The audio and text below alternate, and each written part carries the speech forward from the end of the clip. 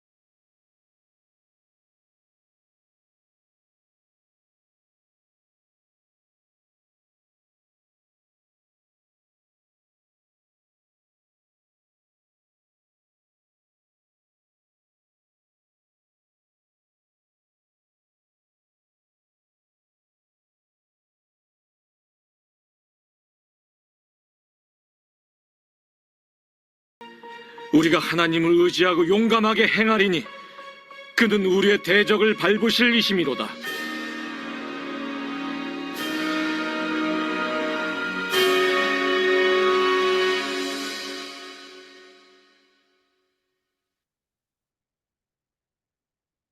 네, 오늘 시편 60편 제목이 있습니다. 다윗이 아람 나하라임과 아람 소바와 싸우는 중에 요압이 돌아와 에돔을 소금 골짜기에 쳐서 12,000명을 죽인 때라는 이런 제목입니다. 다윗 왕이 에돔과 전쟁한 기록은 사무엘하 8장과 역대상 18장에 나오고 있습니다. 이 두 본문을 보면 다윗이 매우 쉽게 에돔 군대를 물리친 것으로 우리는 생각이 듭니다. 그러나 시편 60편의 말씀을 보면은 이 전쟁이 매우 어려운 전쟁이었음을 알 수가 있습니다. 다윗은 아람 군대와 전쟁을 하려고 북쪽으로 올라가고 있었습니다. 전쟁을 하고 있었습니다. 이때 남쪽에 있던 에돔 군대가 다윗을 뒤에서 공격을 한 것입니다. 그래서 다윗은 또 밑에서 내려가서 에돔 군대와 싸워야만 했던 것이죠. 이 전쟁이 쉽지 않았음을 오늘 시편을 통해서 알 수가 있습니다. 1절에 보면 하나님이여 주께서 우리를 버려 흩으셨고 분노하셨사오니 지금은 우리를 회복시키소서라고 되어 있습니다. 다윗은 자신의 군대를 회복시켜 달라고 간구하고 있습니다. 다윗이 군대가 매우 큰 피해를 보고 있다라는 것을 알 수가 있죠. 피해를 보았으니까 하나님께 회복시켜 달라고 간구를 한 것입니다. 그 피해가 누구로부터 왔냐면 하나님으로부터 왔다라고 1절에 고백하고 있어요. 주께서 우리를 버려 흩으셨고 분노하셨사오니 라고 되어 있습니다. 하나님께서 다윗의 군대를 심판하셔서 흩어버리셨다라는 것입니다. 그래서 매우 치명적인 피해를 보게 되었습니다. 하나님께 회복시켜 달라고 다윗은 간구하고 있습니다. 2절에 보면 갈라지다, 흔들리다 라는 단어가 나옵니다. 다윗의 군대가 하나님의 심판으로 인해서 갈라졌습니다. 흔들렸습니다. 또 3절에 보면 주께서 주의 백성에게 어려움을 보이시고 비틀거리게 하는 포도주를 우리에게 마시게 하셨나이다. 다윗의 군대가 포도주를 먹은 사람들과 같이 비틀거리는 이런 군대가 되었다라고 되어 있습니다. 왜 하나님께서는 다윗의 군대를 이렇게 심판하셨을까요? 왜 흩으셨을까요? 왜 갈라지게 하고 왜 비틀거리게 만드셨을까요? 다윗은 하나님 앞에 하나님 왜 우리를 이렇게 어렵게 만드셨습니까? 우리가 무엇을 잘못했습니까? 이렇게 따지지 않았다라는 것입니다. 정말 놀라운 다윗의 모습입니다. 하나님 내가 순종해서 전쟁에 나갔잖아요. 근데 내가 뭘 잘못했다고 우리 군대를 이렇게 심판하여 주십니까?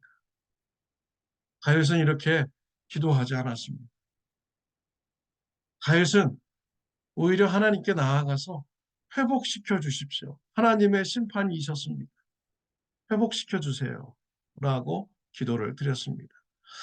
다윗의 기도가 매우 겸손한 기도임을 알 수가 있습니다.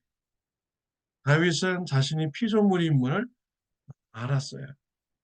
그리고 세상에 주관자는 하나님이시라는 걸 분명히 알고 있습니다. 피조물로서 하나님의 주권에 대해서 이렇다 저렇다 따지지 않았다라는 것입니다.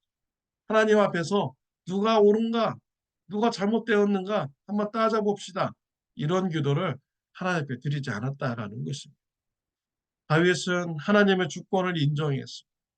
그리고 하나님 앞에 겸손한 기도를 드렸어요. 하나님, 이유는 알 수 없지만 하나님 우리를 지금 회복시켜 주십시오. 라고 피조물로서 겸손한 자세로 간구하였습니다. 저와 여러분들도 이와 같이 지혜로운 간구, 겸손한 간구를 하는 신앙인이 되시기를 바랍니다.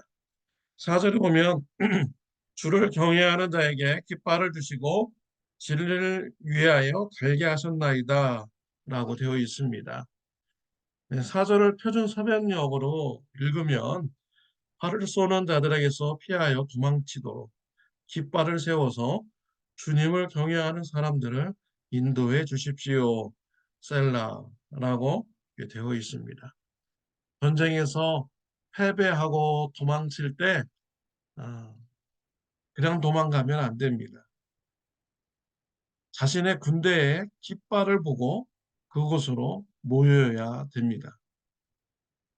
깃발을 보고 그곳에서 다 모여야 다시 군대를 재정립하고 회복하고 다시 전쟁을 또 할 수가 있는 것이죠.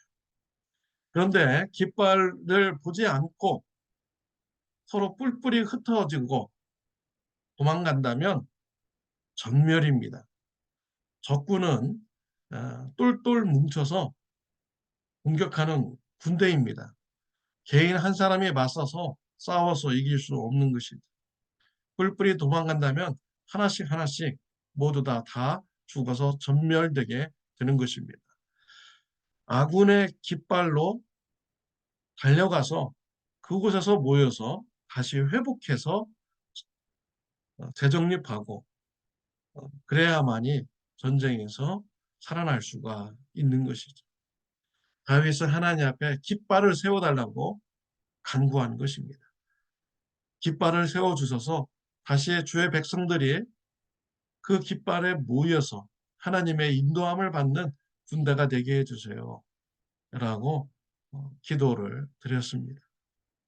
또 11절 말씀에 보면요. 우리를 도와 대적을 치게 하소서 사람의 구원은 헛됨이니이다. 깃발을 세워서 모인 군대를 인도해 주시고 또 이 군대를 도와서 대적을 치게 해주세요.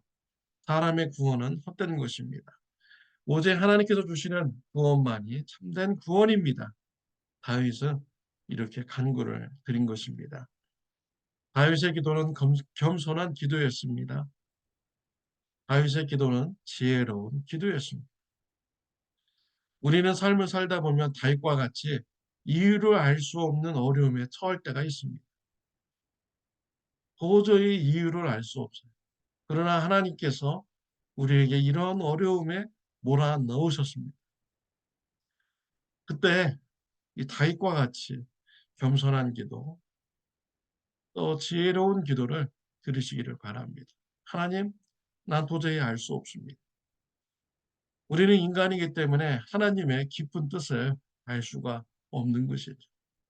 그렇기에 하나님 앞에 지혜로운 기도는 하나님 우리를 회복시켜 주세요. 하나님께서 구원해 주세요.